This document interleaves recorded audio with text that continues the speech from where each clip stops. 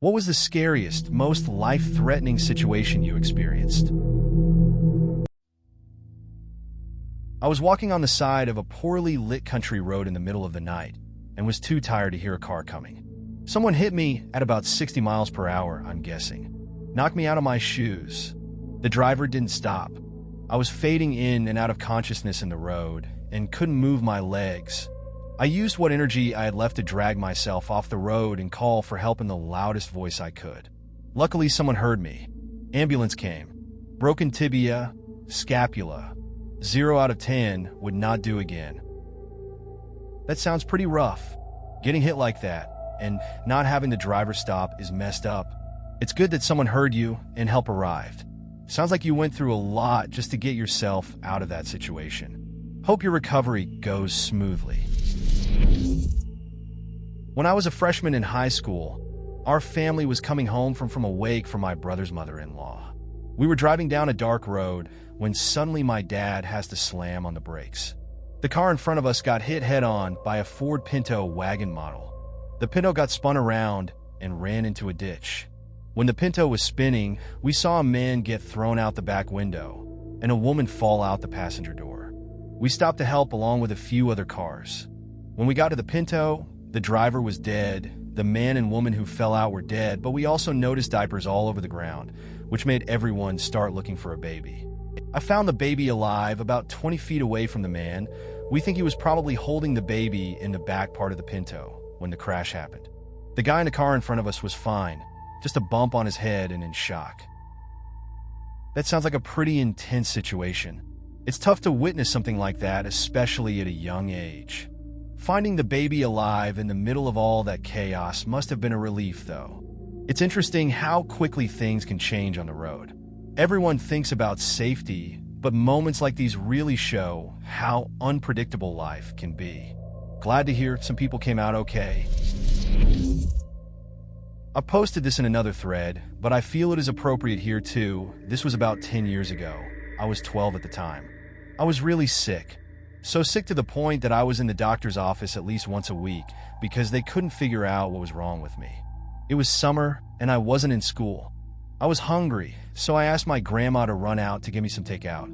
She left me sitting in the recliner chair, watching SpongeBob huddled under a blanket.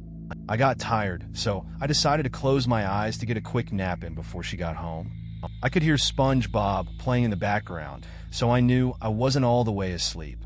Then my grandma gets back and starts making small talk with me. Hi, sweetie. How are you? Have a good nap, etc. Then like she teleported from across the room to next to me in the chair, I was being shaken awake. Chicken 15. Wake up. What's wrong? I woke up, eyes groggy and sleepy, and looked at my grandma and said, I thought you were way over there pointing to front door across the room. My grandma freaked out and called my doctor again. He was worried and decided to schedule me a CT scan for the next day. We got the results back a few hours later, and they weren't good. I had a large brain tumor about the size of a peach, pressing on my cerebellum. I was in for surgery within the next 3 days. We found out later that me falling asleep watching SpongeBob was actually me falling into a coma. My grandma had gotten home just in time to wake me up. Another 2 to 3 minutes, and I would have been gone. That's a heavy story. Being sick and going through all that at such a young age must have been tough. It's wild how close you were to something really serious. Your grandma sounds like she was really attentive, and lucky for you she got there when she did. It's strange how life can pivot in an instant like that. Hope everything turned out all right for you in the long run. Was doing 70 miles per hour in the highway when the car in front of me ran over a box of an unassembled dresser. What just exploded about 20 feet in front of me was probably too close to the car in front. I made evasive maneuvers and lost control of my car and did a few spins. All of this happened on an overpass too. When the car stopped spinning, I sat facing incoming traffic in the dead center of the highway and quickly pulled over to the side. I managed to avoid all the wood, all the cars around me, and the edges of the bridge. The spin lasted so long my wife had 3 long screams, catching her breath in between each one. After that, I was pumped up from the adrenaline rush and got a high five from a guy who pulled over. My wife was in hysterical tears. That sounds pretty intense. Losing control like that can be really scary. It's good you avoided everything and managed to pull over safely. Adrenaline can really do a number on you, both good and bad. Your wife's reaction makes sense given the situation. Sounds like a wild ride, but you both made it out fine. That's what counts. Back in 2007, I happened to be in Pakistan visiting some family. I had been there for 2 weeks and everything seemed fine. One night there was a lot of noise coming from outside. I was confused, no idea what it was, but my cousin told me it was an international cricket tournament that held great value in their tradition. I thought nothing of it and continued the day. The next day, everyone was on edge, telling me to stay inside, so naturally I start getting suspicious. I do some research and find Benazir Bhutto, former Prime Minister of Pakistan, had been assassinated and heavy protests were being held. This was the source of the noise. Anyways, back on track, a few days later, men are going around knocking on doors, holding people at gunpoint. My uncle told me to hide in the basement, which is fairly well hidden, and so I did. I heard voices, but I don't speak the native language, so I didn't understand the conversation. They begun searching the house, holding my uncle at gunpoint. Luckily, they didn't find me, although I still don't know their intentions to this day. My uncle refused to give me explicit detail as he thought he would scare me and that I would never visit them again. That sounds pretty intense. Situations like that can escalate quickly, especially in areas with political unrest. It's a bit unsettling to be in a foreign country and have to hide out like that. Not knowing what those men were after must have added to the anxiety. I get why your uncle would want to protect you from the full story. It's good you stayed safe in the end. 2 years ago, I was in a serious car wreck. An industrial size, think plumbing, van hit me right on my door, going about 65 miles per hour. It knocked my car over several lanes and crushed it to the point where the seat that I was in ending up in the middle of the car. It took an hour or so for the firemen, I assume, to cut the car open. When I got to the hospital, the doctor said, with everything considered, I shouldn't have really been alive. Doing fine now with no lasting damage except some scars from where it ripped my eyelid/eyebrow up. That sounds pretty intense. It's wild to think about how something like that can happen in just a moment. Glad to hear you're doing fine now and that you didn't have any major lasting issues. Scars are just reminders of a tough experience, I guess. In 2013, my wife and I got married in Kauai. Our family and friends attended. The day we were scheduled to fly home, myself, my brother-in-law, and his girlfriend decided to go for one last swim on the beach at the house before we packed up and left. So we went out in the water and got a little too far from shore. Next thing I know, we're being pulled further out to sea. Brother-in-law and I are both scuba divers, so we knew to swim parallel to the shore. BIL's girlfriend is not a diver and not a real strong swimmer. So BIL swims off to the left, but his girlfriend panics and latches onto me since I was closer. She's practically climbing onto my head as I swim, forcing my head under. I knew she was panicking, but I'm not a rescue swimmer, so I just did what I could to maintain composure.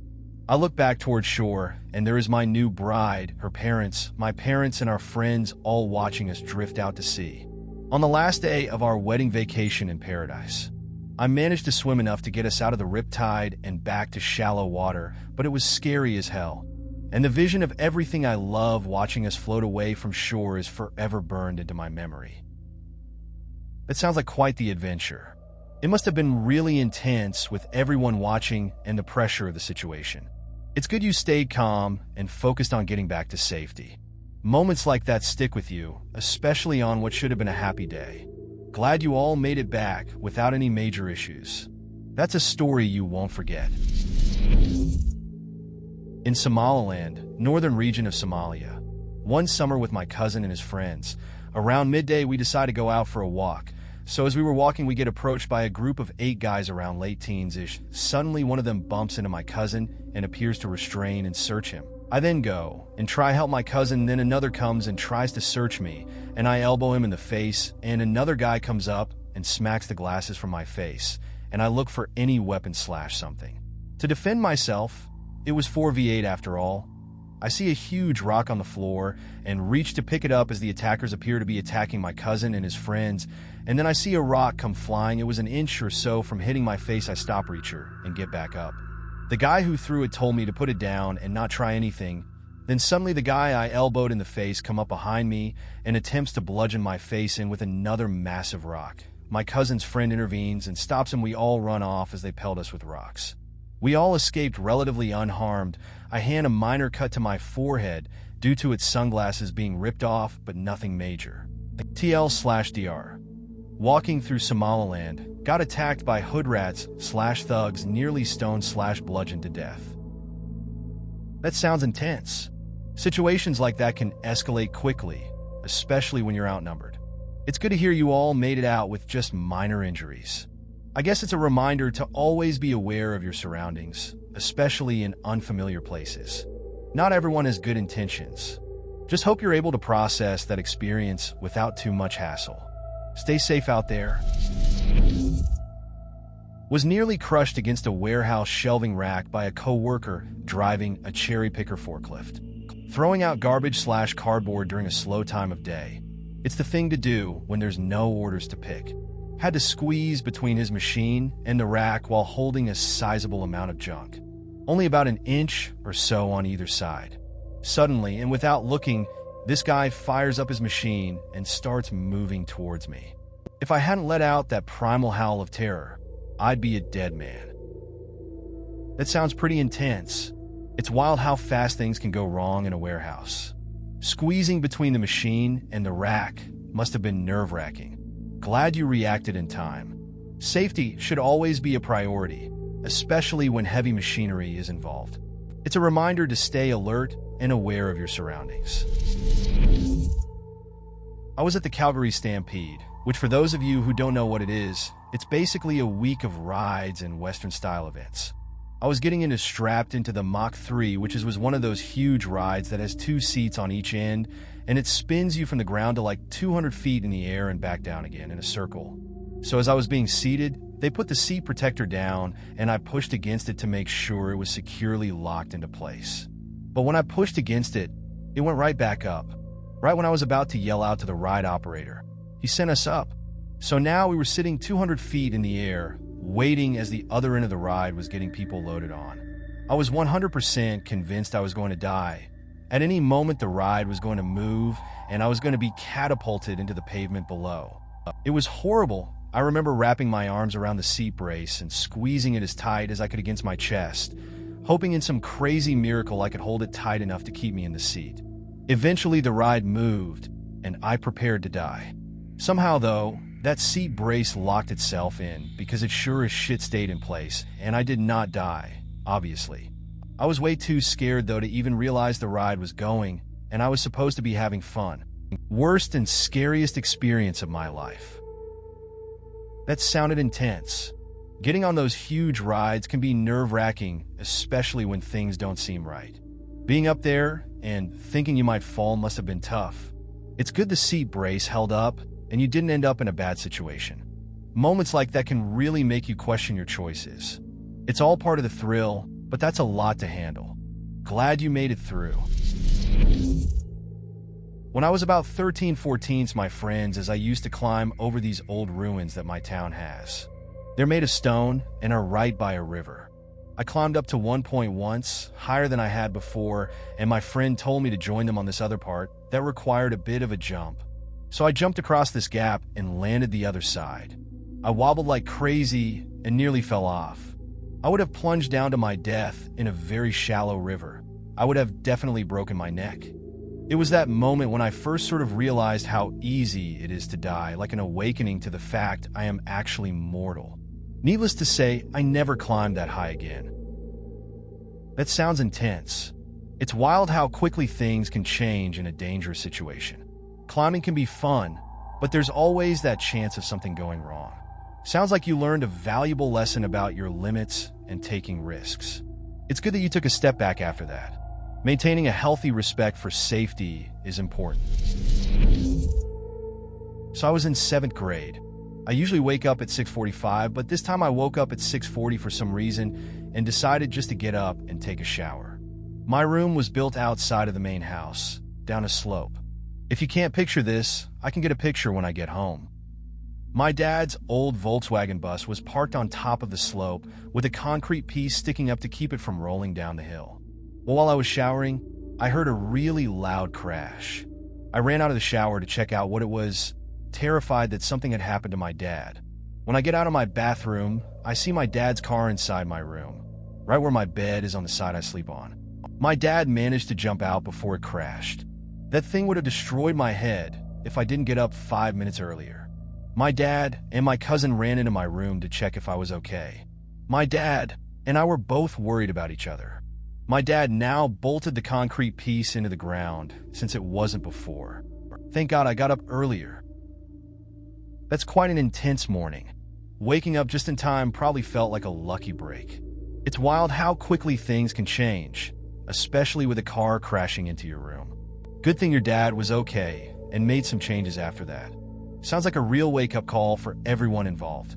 Glad it ended without anyone getting hurt.